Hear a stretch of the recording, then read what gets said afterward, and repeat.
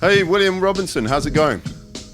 Great, thanks for having me here. Yeah, thanks for joining us. So this is, I think, going to be the second episode of Skeptics Guide to New Finance. So you're an early adopter in this space, which is good. Thanks for coming along, Kieran, again, co-host. Pleasure. Will, nice to see you again. Nice to see you. The most sensible place to start, I guess, is just by letting people listening know who you are, Will. Sure. So my name's Dr. Will Robinson. I've been at DeFi Alliance, which is a network of high stakeholders in the DeFi and crypto gaming DAO space for about 6 months. I head up the Accelerator program there, where we take in startups who are in Web3 in some capacity or another and introduce them to high-powered, impactful people, get them to capital, get them connections to layer ones, give them a demo day, sort of prep them as debutantes for a ball, and marry them off to all kinds of opportunities. Before joining DeFi Alliance, I worked at Grant Thornton, just one of the largest accounting firms in the world, helping them audit everything from the Ethereum Foundation's wallets to Kazakhstani mines, maybe, to exchanges in Korea or Malta or Canada, or high net worth accounts in the Cayman Islands. So building up the tech stack knowledge of blockchain for a few years before that.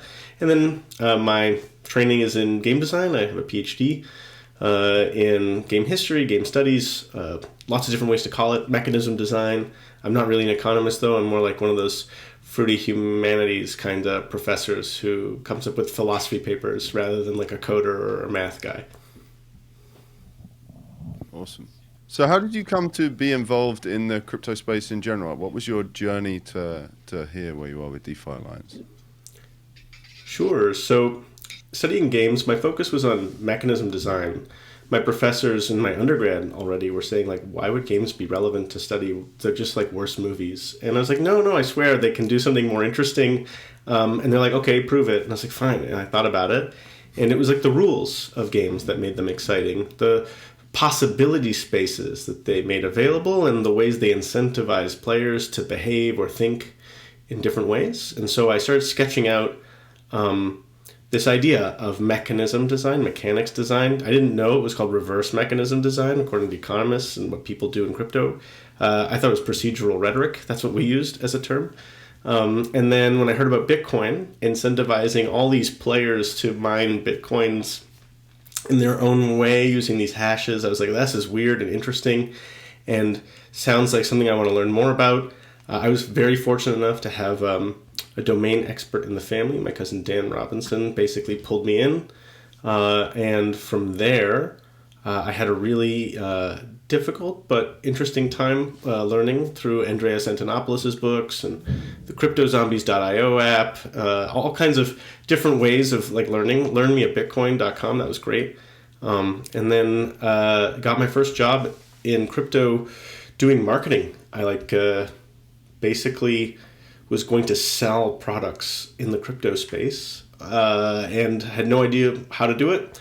But because I had like the pedigree and the enthusiasm, and there weren't that many people who knew anything about crypto back then, like, sure, come on in. And then sort of quickly, I guess, it became clear that I wasn't a toxic Bitcoin maximalist, and that was helpful in my context at the time. And so I was basically given more opportunities to learn, to become a consultant, and then eventually build up my expertise and develop a whole methodology for auditing crypto. And that was the sort of process. And then DeFi Alliance is the perfect place to land because of my obsession with mechanism design. DeFi protocols are like at the very cutting edge of how to incentivize players and users and anybody really to do things in different ways, to summon more money gods, as I call them, or other people call them, I guess. I just stole their word. And then now doing games is like full circle. I'm merging my two halves, so to speak. To what extent do you think that the sort of decentralized aspect of DeFi sort of contributes to those game dynamics from your perspective? Sure. So decentralization has a number of weird properties. And the ones that they offer for games, from what I've seen, have to do with either one of two prongs, like fairness. So you know what the contract is that produces the rewards for winning. You can transparently audit it, and you know that when you like defeat your opponents and win your NFT or whatever it is, you got a fair shake, which means higher confidence in the value of the prizes, higher collectability, higher provenance, more investment in those communities and the people who collect them to get in. The other piece you get is a connection to the other decentralized objects out there.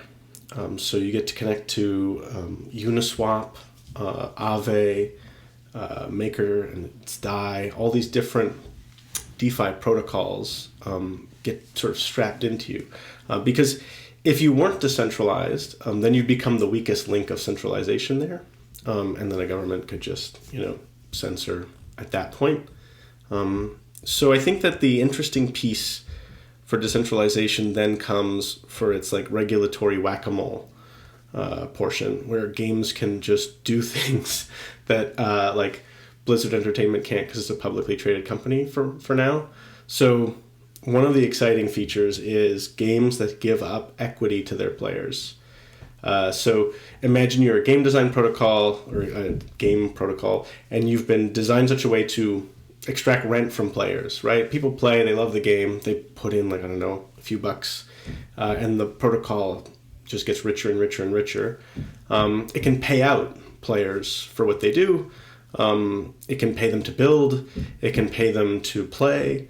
And in addition to paying them out, like for doing things, it can pay them out for holding its native token, for being custodians of the protocol. And we see this in lots of places in DeFi, right? Like theoretically, Uniswap could one day turn on this 5 basis points where all Uniswap holders get to start extracting rent from all Uniswap users. And so decentralization allows for a kind of, what is the good word here? A sharing of equity, a dilution of equity that you can't see in normal game markets, right? Like Blizzard can't pay esports pros in like Blizzard stock. It just like can't. And what that means is that Blizzard can't align esports pros to pump Blizzard's bags in the same way that a Web3 game can. It can like give away liquidity, like equity in its protocol to players who are making it a better game. And now we have this like total like Marxist inversion, right, of the paradigm where the workers are seizing the means of production because it's more profitable for the capitalists to do that, right? Like just give away the means of production to like bolster more higher, better workers. I think that's a pretty cool feature of decentralization.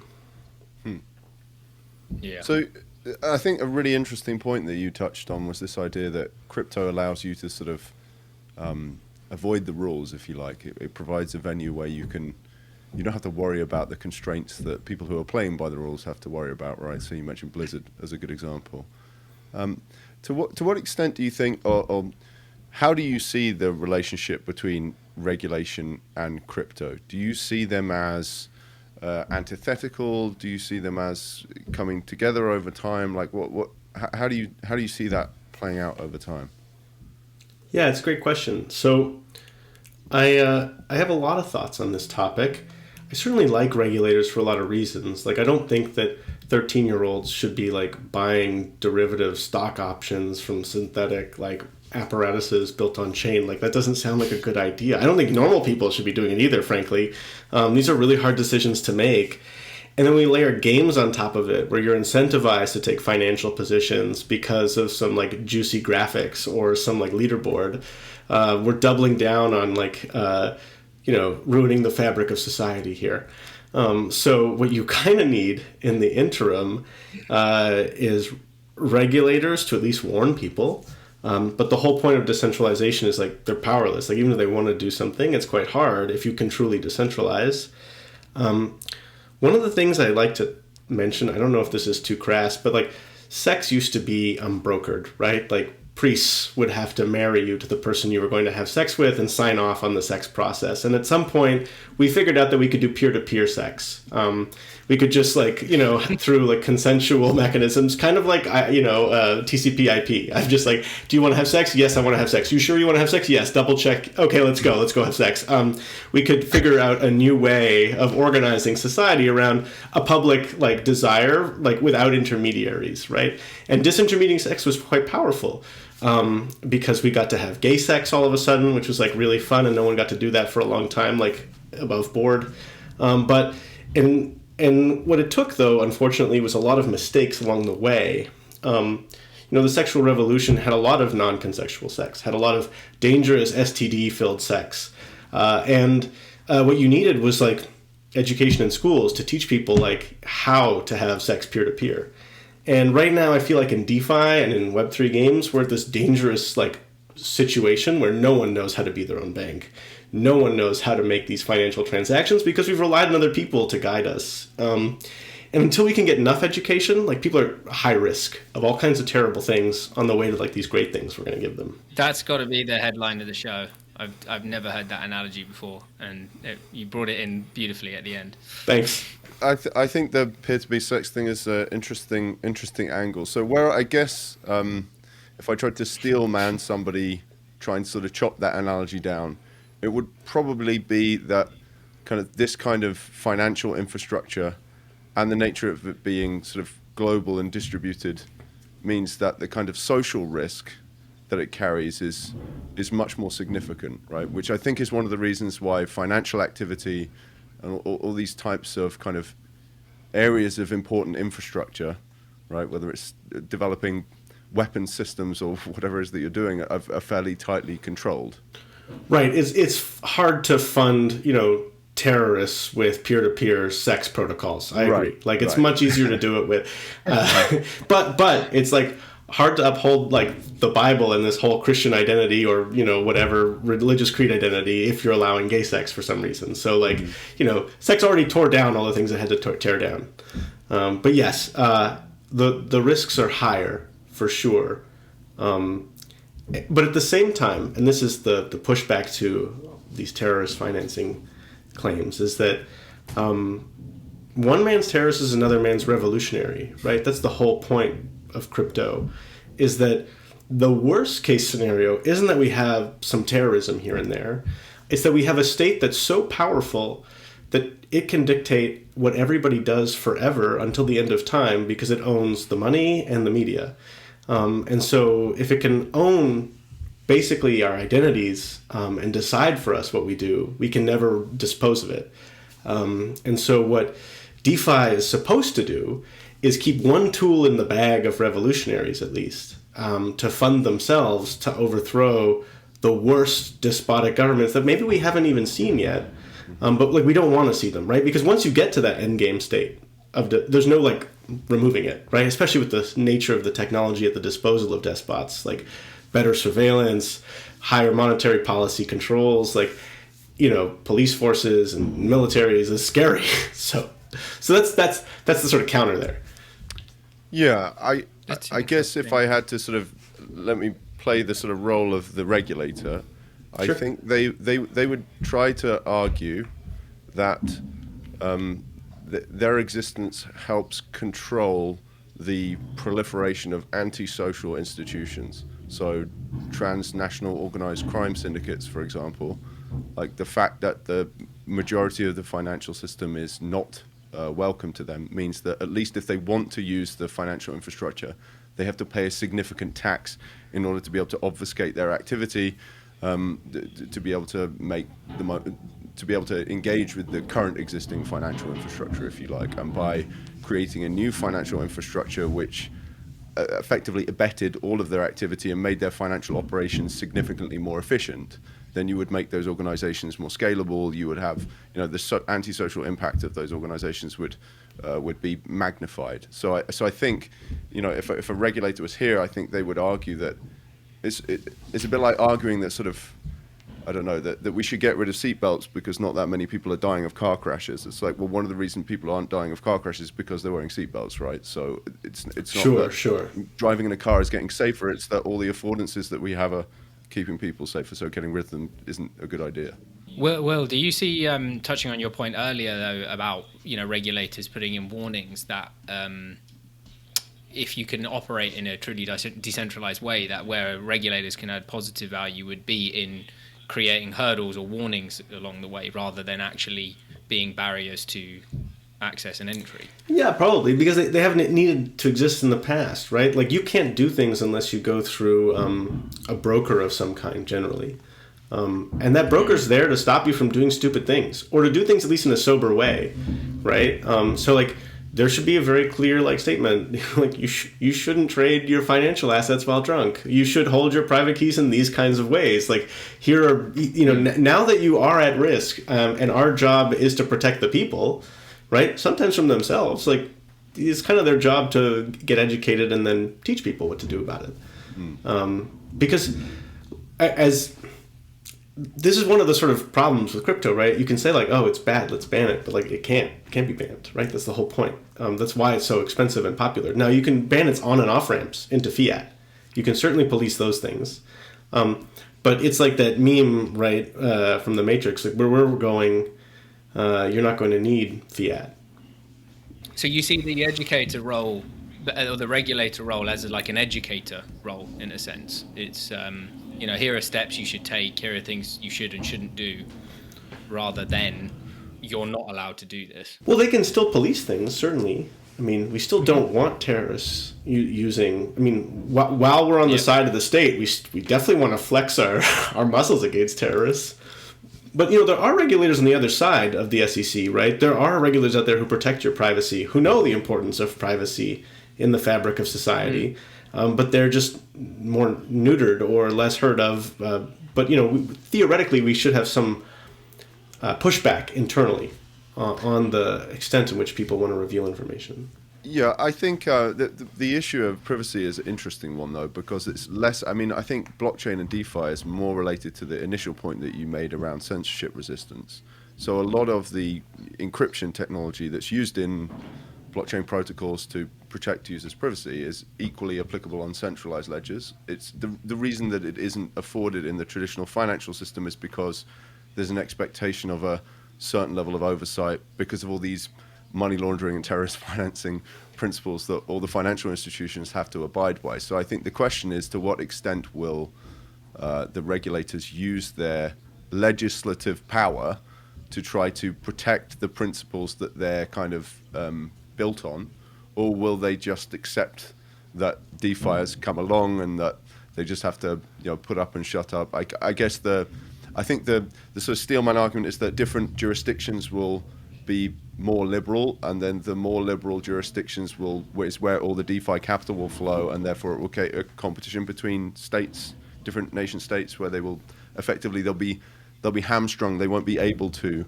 suppress it because that just means turning away innovation and capital. Can I just on that point as well, before you answer, also I think a point to consider is what you mentioned earlier about composability. I don't know if that was the word you used, but touching on an NFT in a game and then being able to interact with Aave or Compound or Illuvium being used as collateral as an example, whether regulators can keep up with the composability and the innovation that's going on, or whether they kind of want to work more with it than against it, like you say, because otherwise either they get hamstrung, or by the time legislation's passed, I mean, we all know 2 weeks in DeFi is a long time, so things advance very quickly there. Yeah, I mean, that's definitely part of the problem. Also, community tokens are really hard to police, because you don't know if they're unregistered securities or just like a social coordination tool most of the time. There's a lot of gray area for the SEC to worry about. But I think, Mike, to your question earlier about how they will end up caving, I think you're right. Like the sense is that it's sort of similar like communism, right? That can kind of work if everybody adopts it everywhere, but if they don't, then it's just like a total failure. It's sort of like if everybody adopts extremely like strong policies against DeFi, then maybe. But because we have the capacity to like move to Lisbon, or Switzerland or wherever they're being generous at a given moment, there's this opportunity to grow the system. I'm a lot of people like to bring up the idea of cash, though. Like, the government does afford like a private mechanism for trading value, right? Which is cash, and it's just hard to scale, but it is scalable theoretically, especially inside borders. And there's this thought of replacing cash with a digital currency. And at this point, governments say, well, why don't we have an infinitely traceable digital currency, right? Where we'll get rid of this bug that cash featured, which is that it could be like given out without trace. And that's where there's debates between also privacy and financial overseers. And often when academics get brought in, at least from the humanities side, they're like, oh, you preserve the privacy. It's important. Like, you definitely want to keep that one. But, that's just them and me, I guess. I think it is interesting to me to think about the conditions under which regulators might effectively admit defeat. It seems really unlikely, just purely because as an institution, like, forget about the incentives of the entire nation state, but a regulator as an institution, as a machine, is designed to proactively manage risk in financial markets, and crypto systems are literally designed to undermine that power. So to some extent, there's also a question about, will the regulators represent the interests of the nation state, even if you can make the argument that it is in the nation state's interest to attract the innovation? Will the regulator do that, or will the institution, will the mechanics of that institution just work in its own interest and cut off the nation's nose to spite its face? I have no idea, and it's definitely jurisdictional, right? Like, in the SEC, Gary Gensler has this like apparently private goal to like bring or maybe it's public now, 1,000 cases to the SEC, hit a new world record. Like, he's just playing like a totally different game, right? And he might win, right? He's a tough opponent, and he might win for good reason. We might not be ready for DeFi, right? We might need more education before we can like make DeFi available. But like to me, that's like not even the question. Okay. It's like that's a really interesting statement, though. So if you were going to say we might not be ready, what would the heuristics, like what are the metrics we're looking at in order to figure out whether we are ready? Like what should Gensler be looking for in order to make that decision? We probably need like a lot more financial education. We'd probably need more financial. We'd probably want to be better at code review and have more established protocols with better credibility. Like, we don't have like a much Lindy effect, or one of the things I used to do risk management for blockchain, because that's what I used to do. Like, just how risky is this blockchain? Was just look at how many dollars have you secured, like, per day. Like, just add up every day. I'm going to count how many dollars you got, and I'm going to add that up. And Bitcoin has secured a lot of dollars, right? Like, if you count like per day. And you can probably guess Bitcoin's going to work for a long time and probably not break. Ethereum has done a lot. Uniswap has done a lot. But like some protocol that came out, last month, and that has these crazy yield levels because there's an enormous risk. Like, that's maybe where we're probably not ready as people to understand the risk, right? Like, of getting rugged. And the only reason it hasn't been so bad is because DeFi has been on a tear. Crypto's been on a tear. Even if you've lost, millions of dollars multiple times, like any normal person in the crypto space has, you're still doing well. You're still net positive because this money was just like transferred to you anyway from like Web 2. It'll be sad when it's like a really long bear market and people are getting rugged and it's a bear market. Like, then the lives will be destroyed, and that's dangerous for social fabric and for everybody. Do you think is there this weird tension then between, kind of touching on what you said, Mike? It's like regulators regulate because they're incentivized to regulate. It's there's a circularity there. It's like an incentive mechanism, and then equally on the DeFi side, they're pushing the boundaries. But if we're not ready for it yet, potentially, just as a hypothetical argument, that it's kind of positive that there's not that many people actively involved in it. It's still relatively niche. It's kind of a sandbox, but then you've got this tension between where the regulators are and where DeFi is, and maybe that's necessary, this tension, this opposition, to find balance. I agree. I also think that one thing that crypto definitely does, and DeFi certainly would be included in that, is it creates a kind of competitive pressure on the regulators that never used to exist.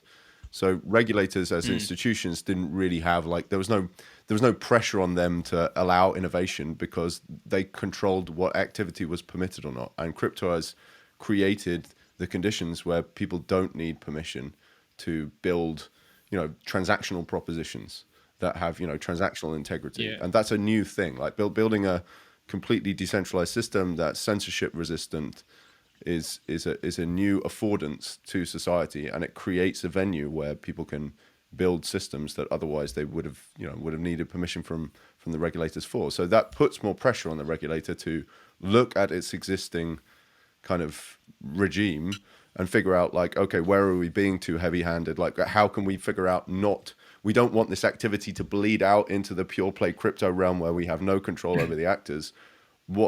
Where do we need to open up so that activity stops bleeding out and society stops, transacting in the pure play crypto world? So I think that definitely is a positive force. The one that I always I guess it's a complete unknown, is how it will play out over time, and whether the regulators will kind of step in to constrain this activity, or whether it will just be kind of completely unfettered, pure play crypto, no regulatory intervention other than on the edges. I mean, they're coming to fetter us. We're getting fettered. It's pretty clear. I'm going to be knee deep in fetters, no problem. But the way I see it, here's this other evocative metaphor I use. So H.P. Lovecraft, right, would write about these cultists in New England just coming together to, like, summon really shitty demons, like elder gods, right? And they're reading, scary books like the Necronomicon, and they're sacrificing goats and humans, throwing reagents in a pot just to see what happens. And then they summon something that kills them all, like, basically every time, and the rest of the planet too. And sometimes I feel like that. I feel like the people who are building DeFi protocols were just a bunch of cultists in New England or other places, I guess, summoning elder gods that are going to have the power to, like, suck in capital and redirect it to incentivize more capital to be sucked in. These sort of self-fulfilling prophecies, these genies that come out of the bottle and you can't put them back in. And that's the problem. It's like, you talk about all this regulation. You can't regulate Cthulhu. Like, once you produce Cthulhu's here, right? That doesn't, like, the thought of a regulator is sort of secondary, right? And you can't ban people from summoning Cthulhu. Like, that's totally not allowed. Like, we don't have a social structure where we can't invent Cthulhu and bring him to life. And so it seems like a better task for everybody involved who's worried that Cthulhu is coming to at least figure out how to worship him better so he doesn't eat you alive. Not how to, like, regulate Cthulhu. Does that make sense? I don't know. These strained metaphors are actually, I think they're breaking my brain. I think they're making it more difficult for me. But I kind of get where you're going with that. Again, I'm sort of, I guess I'm playing devil's advocate here. But there is institutional and legal fabric in our society, particularly around financial activity, that already exists. Right, so if you wanted to worship a god, right, you're protected by the legislation because you're able to do and say and congregate, and people, at least in our society anyway, you're free to do that, right? But in the case of finance, we over decades we've developed the kind of social infrastructure where everybody has effectively agreed that this is a domain where actually, like, you need to get permission to operate in it. And right, but here the operation is here the cultists, right, are the builders and the VCs, right? The users, right, are the people who are, like, just, like, out there getting eaten alive by Cthulhu. Like, the real premise is that you can't stop us from building the DeFi protocols, and then once they're live, you can't stop them because they live on decentralized internet infrastructure, and they can suck in capital because you can't block the packets that send that capital to them. Okay, but they can definitely stop the individuals and the businesses based domestically from taking the capital that's in the traditional system and moving it into the DeFi system, right? They can block those on-ramps and off-ramps. Right. So exactly, they can block Coinbase and they can block everything else from letting people put cash into crypto. They currently aren't.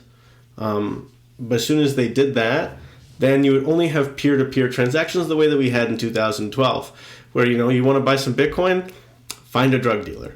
Yeah. That's how you're going to buy some Bitcoin. And so, but that'll still not be stoppable, right? We'll still be able to peer-to-peer trade. It'll just be slower and worse. But by then, it might be too late. And there's enough crypto in a sort of peer-to-peer world that they can do it.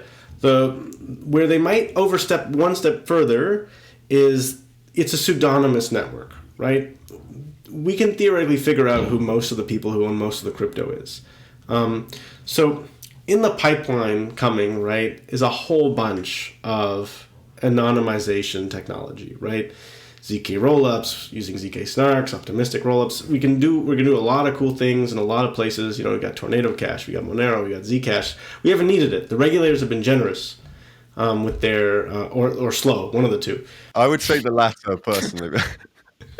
At some point, though, the pseudonymous nature goes away too, right? And then the regulators don't even know who's trading money with who, using what protocol or why, and that's just it. They can't regulate anymore.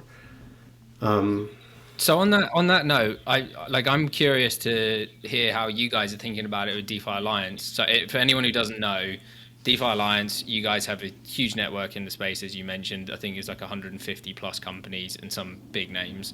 The accelerator you run, you've got 65 plus companies that have come through, from synthetics and perp protocol to Alpha, Zerion, Paraswap, whoever. So you guys obviously are well plugged into the space. I know you guys just brought in, was it the ex-chief compliance officer of BlackRock, which thought was really interesting. So I don't know if this is something you're actively thinking about with the accelerator or with companies coming through or just internally.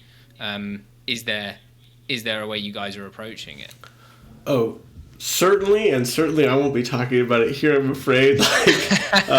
Regulatory alpha is the most guarded alpha, and when you hire lawyers of the pedigree that we have done, there's an extremely high cost, and you kind of have to keep that in the house for a little bit anyway. But I think it says a lot, even just you say that you are thinking. You want to go to jail. Do you want to go to jail? I don't want to go to jail. Yeah. Exactly. So basically, we're not the revolutionaries. We're not the ones who are going to overthrow governments or test limits. We're just going to keep throwing reagents into pots as long as they'll let us, hoping to summon more money gods. And then move lawyers to make sure that's okay. Yeah, so in a way, I think that's quite aligned with the new finance thesis in a way, because I think we don't really have as a fund, we don't really have an ideological position on this. So if users want a decentralized protocol for whatever reason, whether it's because if it was centralized it wouldn't work for them, or because ideologically they prefer it being decentralized, or for whatever reason, ultimately if that can solve a problem for a user and you can create traction from it, then that's great. But equally, if you can take some of the principles, whether that's applied cryptography or computable contracts or open APIs, and then you can apply them in the financial system in a non-decentralized way, we're also equally interested in those types of solutions. So we again have a kind of similar position in that, we're not trying to fund dissident technology, even though actually I think dissident tech is really the perfect use case for crypto. Actually, I think pure play crypto, the place where it works the best is in funding dissident activity. It can, as you say, work in other areas, but I think that's we kind of strip away the ideological stuff and just look at what are you actually affording users, or how do you make your business or your product more efficient so that it reduces cost or transacts faster or whatever. Yeah, I mean, you always go back to the trilemma, which is you can have scalability, security, or decentralization. And if I take your Web 2 financial application and I decentralize it, well, either I made it less secure or less scalable, right? Which means worse, right? So like 99% of the time, blockchain tech makes shit worse. And it just makes it decentralized, which means that, you can't shut it down. Now, it turns out we've gotten so good, so fast at making so much stuff because it's been open source and composable. We've actually maybe made things better and decentralized, which means we can make them even better if we get rid of the decentralization part. Right. So we're sort of going around we're going all the way around. Yeah, exactly. Yep. It's like we had to go to Timbuktu to figure out we wanted a cup of coffee, and now we're coming back to Montreal where I live to order coffee there. It's much easier, but we had to go to Timbuktu to figure out coffee was a good thing to drink. I couldn't agree with you more on that. It's super interesting because I think, I often feel like kind of in the crypto space, at least, like I'm a little bit of a kind of outsider for expressing views like that. Like the idea that actually for some use cases, centralization might provide like speed of transaction and low cost of transaction. And that might actually be the thing that the users care a lot more about than it being censorship resistant. Like there may be domains where that's the case. Are you trying to tell me Twitter isn't the place for nuanced conversation? Because I don't believe that for a second. But and because you guys, well, on that point, from what I've seen, are fairly blockchain agnostic as well, right? Like you've helped incubate companies across different chains. So you're clearly experimenting and looking at there are trade-offs, there are advantages. Everything operates on a spectrum. And we're going to test out different theses and help different companies testing different theses across these chains. Is that fair? Yeah, we have one very clear thesis internally that guides us, which is no one knows what's going to happen. Only invest in people who can weather storms. So we look for grade A founders, and it doesn't matter what they're building in Web3. Like if they're the best, they're going to figure it out. And so turns out that sometimes the best people are building on Polygon or on Algorand or on Celo or on Solana or on Uniswap or on Aave or on Chainlink or on Avalanche. And I'm taking them all in as partners. We're going to help everybody. We're all going to make it. And we'll see where, at this point, it doesn't seem clear who's going to win this L1 race or if there even is one happening. And the thing that bothers me, though, and I bring this up sometimes, is I distinctly remember in 2018 feeling despondent over how many really hard problems there were to solve in blockchain, and before we could get dApps that we could trust, and we kind of didn't solve them, and we still built the dApps. And I do worry if we're building a very large house of cards and some really wobbly cards that are kind of soggy at the bottom and we never really propped up. So what would be some good examples of that? There's a, let me think of so the scaling ones on L1, we never really solved. So we on Bitcoin you have the Lightning Network. There's some really tough problems still there. On Ethereum, we tried Plasma, that didn't really work. Polygon, I thought was a Plasma chain until only a month ago when I found out no, they just decided to be a totally different chain. They have a Plasma chain, but that's not the Polygon you're using, I promise. How to solve all these.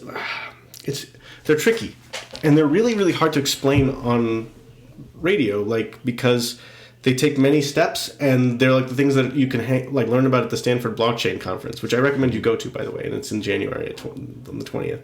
I'm trying to think of a really clear example, and I don't have one, and I feel sort of bad about it, but I think the L1 scaling is a good example, to be fair. I think that's a really solid one. Yeah. It feels like we're scaling in Band-Aid ways a lot of the time. I think Arbitrum and a lot of the ZK roll and Optimism and the ZK rollup stuff are doing good, clever things. I think that things like Algorand and Cello, I don't understand. So either they solved it and I never took the time to understand it, or that's probably the case. But I'm not gonna say bad things about my partners. I don't know how you solved your scaling problem. Starkware seems good. I've used that on DYDX with their level 2. It's super quick and cheap. But are you kicking the can? I don't know. Again, they're similar thing to you. Are you kicking the can down the road where as soon as that becomes congested and block space is at premium in these places, does it become expensive again? I'm out of my depth. Right, and Starkware looks like it scales really well, but from what I understand, you can only have a block every 10 minutes. So you can scale super fast, but if you have 1,000th the number of blocks, that's not so good. So now you need to have a bunch of different non-speaking ecosystems that are transacting, because you can't have dependent things happening in one block that are going to be in the previous one, because actually it took 10 minutes to make that block in the first place, right? So you got all these complicated problems that make rollups look much better, but then rollups don't have the scalability we really optimistic rollups look so much better, but we don't have all the scalability we wanted. So we just keep building really cool things, and gas keeps going up, and I don't know how we're going to solve it in the long term. And everyone who's on these really fast blockchains, oh, look how fast we are. Well, we're going to need a lot more transactions than what you have right now, right? Solana, awesome, 50,000 transactions. Do you know how many my world computer needs if I'm going to move it on to you? Way more than 50,000. Yeah. Have you heard of, is it Javons Paradox as well? I saw that being discussed on Twitter the other day with Fiscantes and some other people, where it's if you increase the ability of TPS, it will get absorbed immediately regardless. And it's like, if you widen a freeway, you just have more traffic, and it's a hard problem to solve, because the equivalent analogy they then used was, what you kind of want is that everyone has their own private road, which obviously doesn't work. But it's that interesting paradox of the higher your TPS, well, you'll probably just have a more congested chain. Well, I wasn't following it, so I don't know for sure. But my sort of reaction is, we have auction markets, right? And the more space you have, the lower the price of the auction will be. So for sure, we'll have lots of things not on chain, but the valuable things will be on chain. But if they're not on chain, then there's counterparty risk, and there's all the things that start to become issues in the traditional system, right? Oh yeah, all kinds of awful things. And if you think you're on chain except for one step, then you're not on chain, right? You can start introducing bad things here. It's sort of like how, I don't know if you remember how big a deal it was to solve supply chain management with blockchain. Everyone sort of seemed supply chain management would just be solved. It was just checkpointing and timestamping on a blockchain, a QR code. I could do anything I want to the stuff when it's not being checkpointed. I can switch out your bananas, when you're not looking. It's not going to guarantee you bananas of any kind of quality. I used to work in shipping and commodities, and so we used to deal with bills of lading all the time. And I heard about this being touted everywhere, and I was kind of there's about 150 other points in the system where it can be fed. Yeah, I think, to be fair, so again, if I try and now I'm on the other side of the table, but if I try and steelman the case for that, it is because a lot of those use cases can spam jurisdictional boundaries, which creates legal gray area about where the transactional integrity is enforced. So if you can create a system where it spans across multiple jurisdictions, you can spread that risk across all of those countries and all of the actors in the system, rather than the traditional way of doing it, where you pick a whether it's the US and you sit under the US regulator and you operate a central system, and everybody relies on you acting with integrity, right? Which for certain types of transaction maybe doesn't work, which I think was originally the reason that people were kind of interested in that space. But I think it's making a weak system slightly more robust was kind of my take on it at the time, which isn't inherently a negative thing. It's you can still acknowledge there are plenty other areas where it can fall down. However, you are helping it to be slightly more robust in one area, but it is in one area, and there's still a lot of other attack vectors there. And if it's not an area that the users actually care about, so if the users don't actually care about that problem and they really just care about transaction speed and they care about low transaction costs, then why would they pay the tax to be on chain? And this is my fundamental issue with this kind of conversation about layer one. It's kind of like if you build a decentralized system, you have to. It's like where we started with this conversation. Actually, we're talking about the kind of game elements of this, right? You have to get the rules of the game right. If you want a crypto system to be secure, you have to compensate the miners or the validators, right? You have to compensate whoever it is that's providing the Sybil resistance mechanism, i.e., providing the security, which means that someone has to foot the bill on every block. They have to pay that tax. So the question is, why would your users pay that tax? There has to be a really good reason they're on your chain paying that tax. And if there's not a really good reason, and really the main reason for a blockchain is censorship resistance. There's a whole load of stuff that gets confused all the time about the benefit of public key cryptography. Message signing has nothing to do with blockchains per se. It's been around for decades.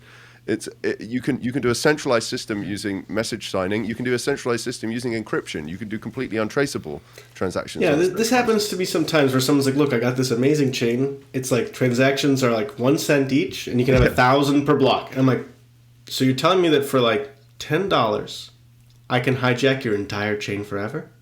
Like, if I just pay $10 every block, you can't have a transaction go through? I'm like, oh no, when you do that, then the price doubles. Oh, okay, right. So then now you pay $20. Like, yeah, but then you'll pay $40. Oh, so your chain does get congested and you do have to foot the bill. Yeah, you do. Oh, okay, you were just lying to me. Is what you and that's kind of the issue with the blockchain in general, right? You need that kind of like, it's not artificial. Sometimes people call it artificial scarcity. It's not really artificial scarcity, but you have to consistently create that demand for block space in order to compensate the people that are providing security to the network. And if you don't do that, you won't have a secure system, and then transactions won't settle. So there is that. Just like it's almost like it feels a little bit like people are kind of looking for a solution to a.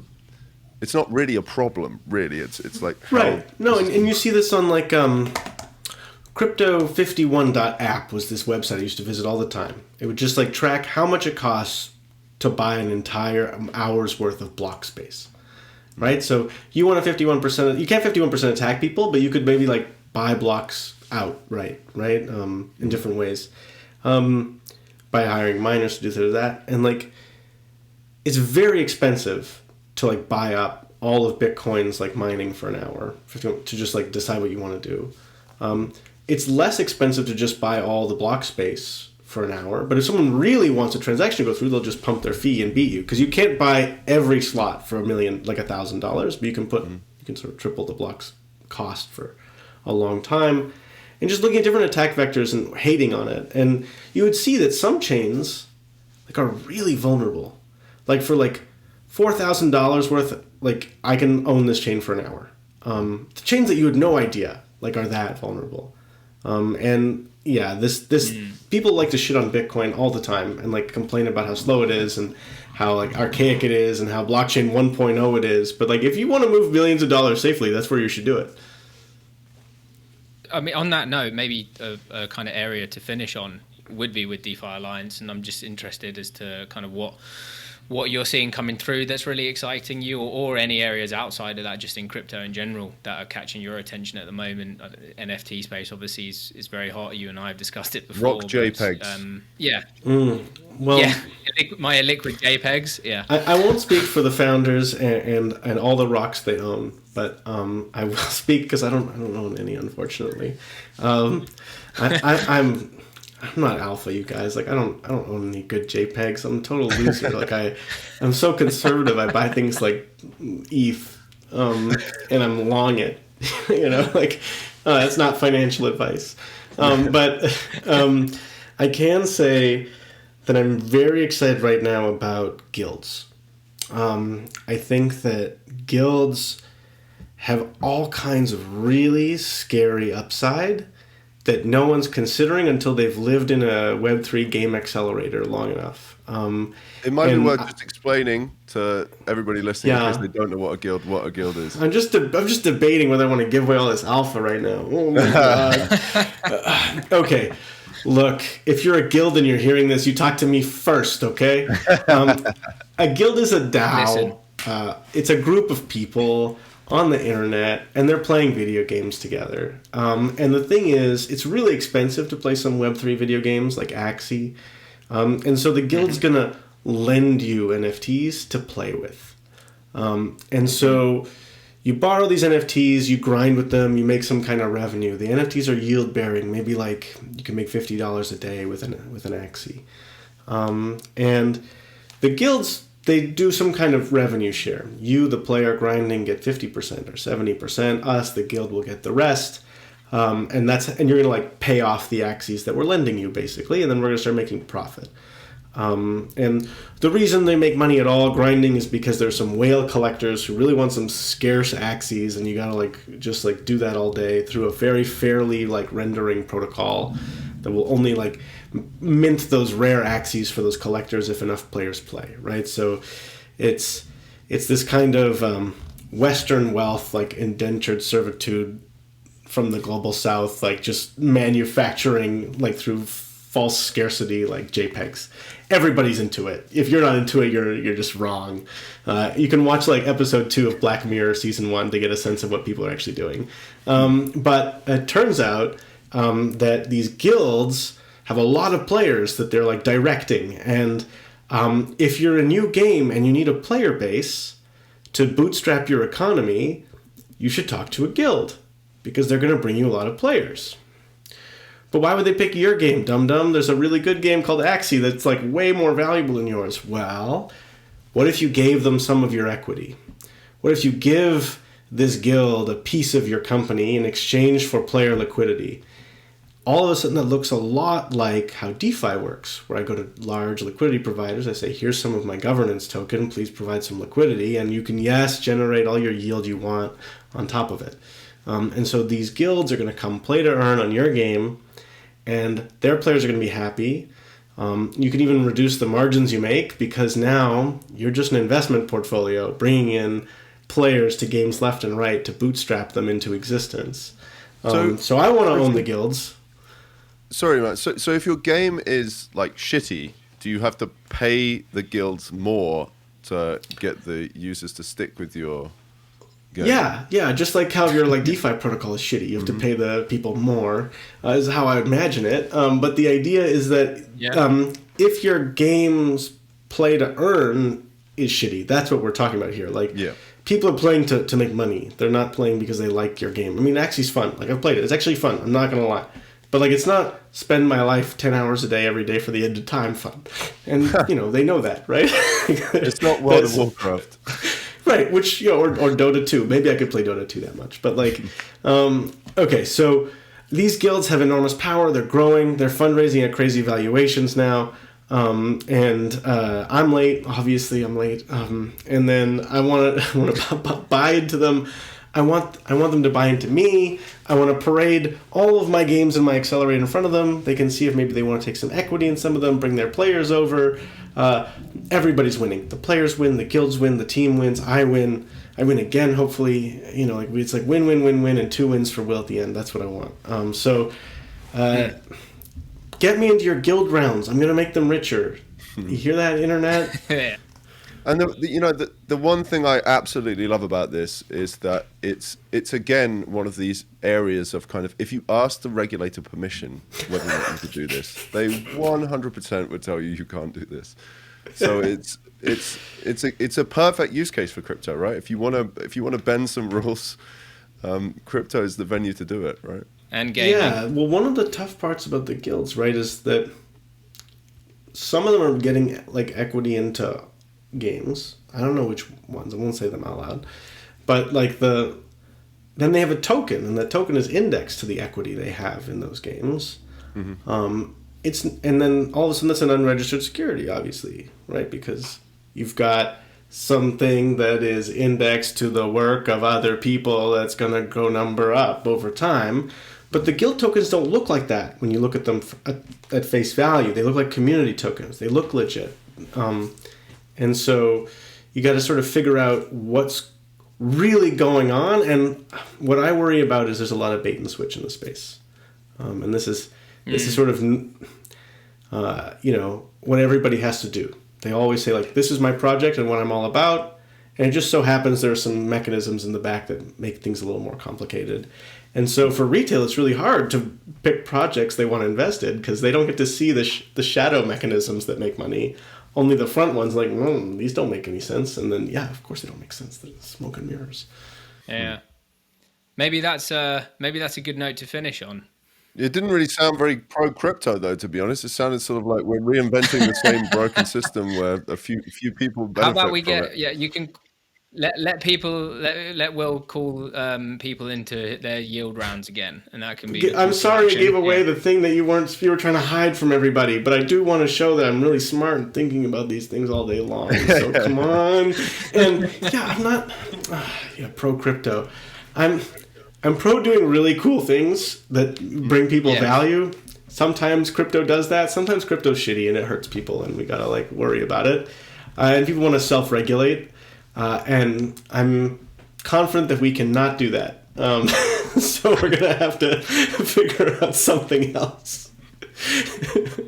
I love Awesome. it. I love it. Hey, Will, maybe where can everyone get in contact or find out more about you guys? And you can DeFi follow me Alliance? at Danger Will Robin on Twitter. And thanks. My parents didn't know Lost in Space existed when they named me after a famous science fiction character. You can reach DeFi Alliance at defialliance.co/games/DeFi. Just our normal website, and come check us out. We'd love to get your applications in for the accelerator. Otherwise, my DMs are open. Don't flood. I block you. I'll block you if you're annoying. But like they're open. Awesome. Thank you so much, Will. Really appreciate your time. It was great to chat with you. Bye, everybody. Yeah. Thanks, Will. It was brilliant. Ciao.